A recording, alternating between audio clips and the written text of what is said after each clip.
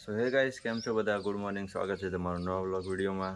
Guys મસ્ત સવાર પડી ગઈ, જો બહાર પક્ષીઓના મોરના અવાજ આવે.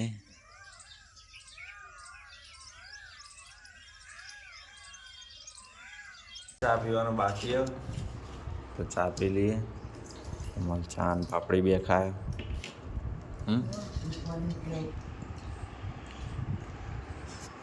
તો ગાઈસ ચા પીવાનું બાકી હે. ચલો ચા ને પાપડી બે. ચાય ચાય બોલો, ચાય ચાય બોલો, ચાય જ બોલવાનું. બનાવો કિંજલ લે વહેલા વહેલા.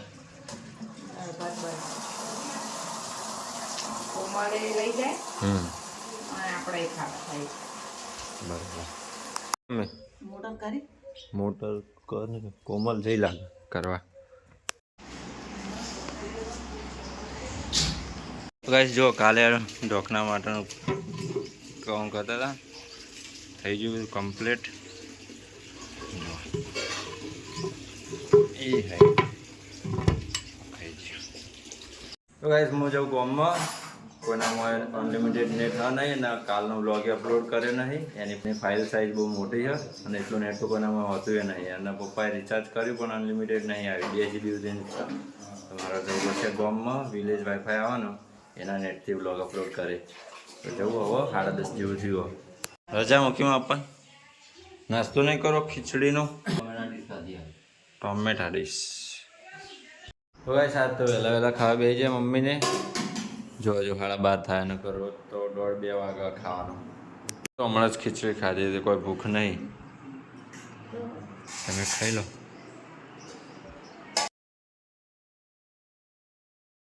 ગાઈસ કોમલ સ્કૂલથી આવી ગઈ છે.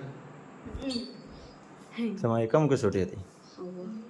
એવું શું લખ્યું કસોટીમાં? બધું. હું બધું જે પાઠમાં આવ્યું પાઠમાં શું આવ્યું? છેલ્લા આવશે અમે. હા હા છેલ્લા આવશે પાઠમાં? પાઠમાં જો કસોટીમાં ટેસ્ટમાં હની કસોટી હય બે હતી.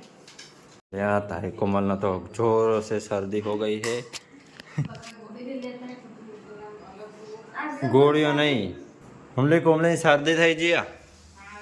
મમ્મીને ખબર હે એ કોણ सर्दी થઈ ગઈ હતા? सर्दी છે દવા લાવવાની પડતા પપ્પા રજા હોય દાડી ન ના હોય ઈને હોય દાડી ન ના હોય દવા ઉજાર અને બેના અંગાત રજા હોય એટલે દવાખાનામાં રજા હોય.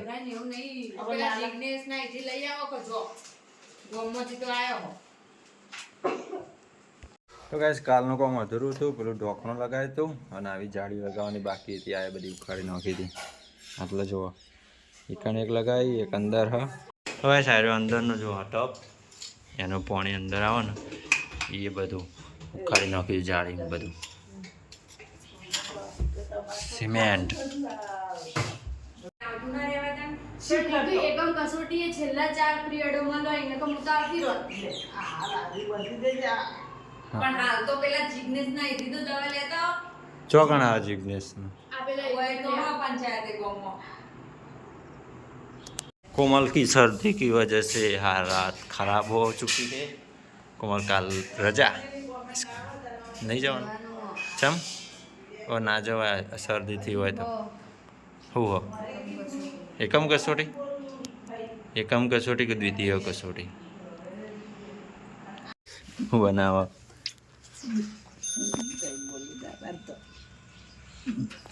આજે દૂધી ભાજી લાગે બોલ. રોજ રોજ બનાવવાનું તારે. તો ગાઈસ કોમલને શરદી ને તારે શરદી વધારે થઈ જઈએ તે અમે જાઓ ગામમાં દવાખાને.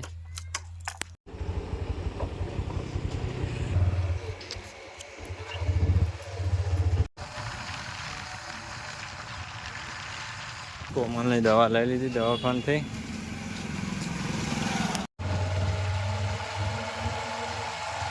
ઘરમાં મચ્છર વધી જાય તો એના માટે મચ્છરની અગરબત્તી લાવવાની. અચ્છા.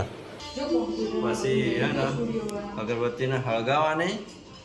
ઠીક હે. પછી મચ્છર જો ઉડતા હોય ને એવાને ફેવરેટ પછી બહાર ખસી જાય એટલે મચ્છર કદી નહીં આવે એ છે તમે ઘરમાં આવતા હોય ને તો આવું કરવાનું समझ गया મચ્છર ફરે ને એ જોઈએ ખાસ તો હોય ખાટલા નેચર એટલે ખૂણામાં હોય હા ને ये सबसे बड़ा मच्छर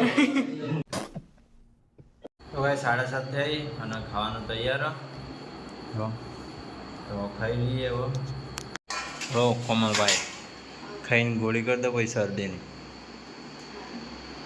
तो गाइस हम खाना खा के चुके हैं एक भरे भरे जंगल में जहाँ आजू बाजू में कोई नहीं दिख रहा सिर्फ मम्मी है और देखो बाहर जानवरों की आवाज़ कितनी आ रही है मेरे शायद से यहाँ बाघ सिंह या चीता होगा देखो आपको आवाज़ आ रही है ना को ये उज्ज्वला दिख रहा है वो सामने ये चंद्रमा उगा है ना उसका आ रहा है मैं खाइन बाहर आई गया बाहर तो एकला जीवड़ाનો જ અવાજ સંભળાય બીજું કોઈ સંભળાતું જ નહીં બસ મોન મમ્મી બે ઓટા મારવા સોસાયટી ગાઈસ અમે હેડતા હેડતા પેટ્રોલ પંપે જઈએ છે અને આટલા તો એટલું બધું અંધારું હોય ને જો રસ્તા ઉપર એ કોઈ દેખાતું જ નહીં હમણાં પેટ્રોલ પંપ દેખાય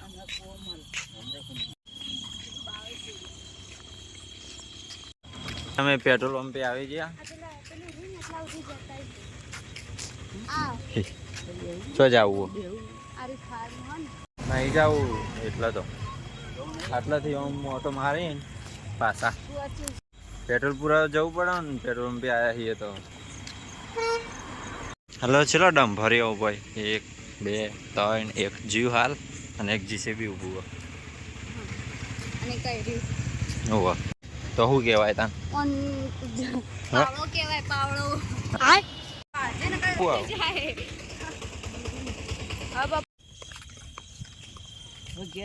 भाई इतना सन्नाटा क्यों है भाई इतना सन्नाटा क्यों है भाई दिखाया वेचो चौकन देखा है જો એ આ પેલું ઓમ રે ને ઓમ પેલા બે તારા રે ને હા. એના પછી એ ઓમ હજો देख એ રી એની ઓકળી मन तो कोई दिखातो बेहो बताओ ना कौन खड़े मन तो वेचो देखातो ज नहीं आकाश में જો બતાવો कोमल नहीं देखવાનો પણ मन नहीं देखातो એટલે આ આમ તાક જો હા પેલું મેં મોઢું તો બતાવ્યું પેલા તઈ મૃગ તારા જૂથ હોય એમાં ડબલ્યુ હોય 17 છે ને એટલે 3 માં જ ખબર પડે હમણાં હોય તો પંચર થઈ ગાઈસ જાય અમે ઓટો મારીને આયા પેટ્રોલ પંપે હોયથી હોમમાં દેખાય જુઓ પેલો પેટ્રોલ પંપ આ રહ્યો અમારા ઘર તો આવી ગયા ઘેર